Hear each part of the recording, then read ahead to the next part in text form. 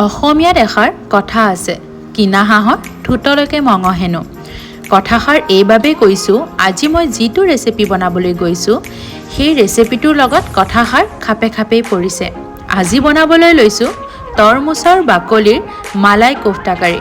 তৰমুজ হয়তো সকলোৱে ভাল পায় আৰু এই গৰমত তৰমুজটো সকলোৱে খায়, নহয়নে? কিন্তু তৰমুজৰ ৰঙা অংশটো খাই বাকী বাকলিখিনি কি কৰে বাৰু? বহুলোকে হয়তো ব্যৱহাৰ কৰে, নাইবা বহুলোকে ব্যৱহাৰ কৰিবলৈ নাজানি পেলাই দিয়ে। কিন্তু আজিৰ পৰা পেলাই নিদিব, এই ভিডিঅ'টো চাই এবাৰ বনাই খাব। তেনেহ'লে বলক দেৰি নকৰি ৰেচিপিটোৰ মাজলৈ আগবাঢ়োঁ। প্ৰথমতে তৰমুজৰ যিটো সেউজীয়া অংশ থাকে বাকলিৰখিনি, সেইখিনি কাটি পেলাই দিলোঁ। তাৰ পাছতে এখন ৰুকনিৰ সহায়েৰে ধুনীয়াকৈ ৰুকি ল'লোঁ আৰু এতিয়া বাকলিখিনিৰ পৰা পানীখিনি ভালদৰে হাতেদি চেপি পেলাই উলিয়াই ল'ম। আৰু এই ৰখি যোৱা পানীখিনি যে ধুনীয়াকৈ ফ্লেভাৰ এড কৰি পেলাই কিন্তু ড্ৰিংকছ বনাই খাব পাৰে, পেলাই নিদিব। আনফালে মই কেইটামান আলু বইল কৰি লৈছিলোঁ। এতিয়া মই ইয়াতে এড কৰিম আলুখিনি হাতেদিও ভাঙি দিব পাৰে, কিন্তু মই পিহনাখন দি আকৌ পিহি দিলোঁ। তেতিয়া কি হয়, গোটা গোটা হৈ নাথাকে, আলুখিনি ধুনীয়াকৈ মিলি যায়।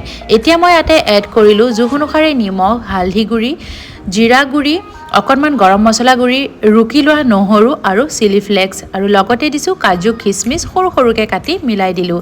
এতিয়া গোটেইখিনি ভালদৰে প্ৰথমতে মিলাই ল'ম।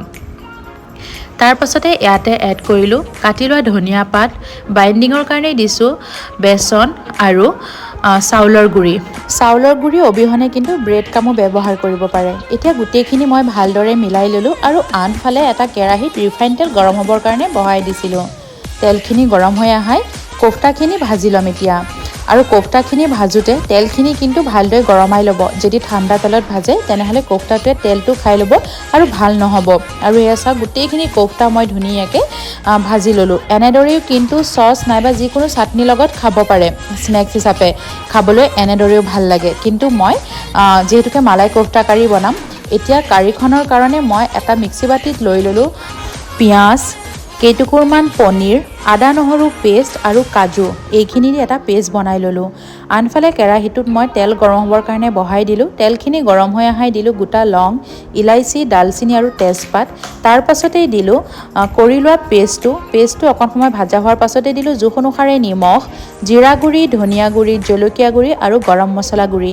এইখিনি দি ভালদৰে মই ভাজি ল'ম। ইয়াত মই হালধি গুড়ি ব্যৱহাৰ নকৰোঁ। এতিয়া মছলাৰ পৰা পিঁয়াজ, আদা, নহৰু কেঁচা গোন্ধ নোযোৱালৈকে ভালদৰে মছলাখিনি ভাজি ল'ম। আৰু চাওক, ওপৰেদি তেলটো বিৰিঙি ওলাই আহিছে। ইতিমধ্যে মছলাখিনি ভাজা হৈয়ে গৈছিলে। এতিয়া মই ইয়াতে এড কৰিলোঁ অকণমান চেনি বেলেঞ্চৰ কাৰণে। তাৰ পাছতে দিলোঁ পানী। মই মিক্সি বাতিটো ধুই পেলাই পানীখিনি দি দিলোঁ। পানীখিনি দি অকণ সময় মই উতলিবলৈ দিম। ভালদৰে উতল অহাৰ পাছতে এতিয়া মই ইয়াতে এড কৰিলোঁ ক্ৰীম, লগতে দিলোঁ অকণমান বাটাৰ। এইখিনি দি ভালদৰে মিলাই ল'লোঁ। এতিয়া মই ইয়াতে এড কৰিলোঁ কোফটাখিনি দিয়াৰ পাছতে মই এবাৰ ভালদৰে লৰাই ল'ম। শেষত ইয়াতে এড কৰিলোঁ অকণমান ধনিয়া পাত। ইয়াত ধনিয়া পাতৰ অবিহনে কস্তুৰী মেথিও ব্যৱহাৰ কৰিব পাৰে। ইতিমধ্যে আমাৰ তৰমুজৰ বাকলিৰ মালাই কোফটা কাৰীখন ৰেডি হৈ গ'ল। আৰু যদি বিচাৰে মালাই কোফটা কাৰী নবনাই মছলা কোফটা কাৰীও বনাব পাৰে, তেতিয়াও খাবলৈ বৰ সোৱাদৰ হয়। পাছলৈ যদি পাৰোঁ মই মছলা কাৰীখন লৈ আহিম। আৰু ওপৰেদি অলপমান ক্ৰীম আৰু চিলি অইল দি পেলাই মই গাৰ্নিছ কৰি ল'লোঁ। আৰু এতিয়া গৰম ভাত, পোলাও, ৰুটি, নান সকলোৰে লগতে পৰিৱেশন কৰক। খাবলৈ কিন্তু বৰ সোৱাদৰ হয়। আজি মোৰ ৰেচিপি ভিডিঅ'টো আপোনালোকৰ কেনেকুৱা লাগিলে? যদিহে ভাল লাগিলে তেনেহ'লে লাইক, কমেণ্ট, শ্বেয়াৰ আৰু লগতে মোৰ চেনেলটো ছাবস্ক্ৰাইব কৰি দিব। আজিলৈ আহোঁ, আকৌ এটা নতুন ৰেচিপিৰ সৈতে আপোনালোকৰ ওচৰত হাজিৰ হ'ম মই। Thank you, bye by.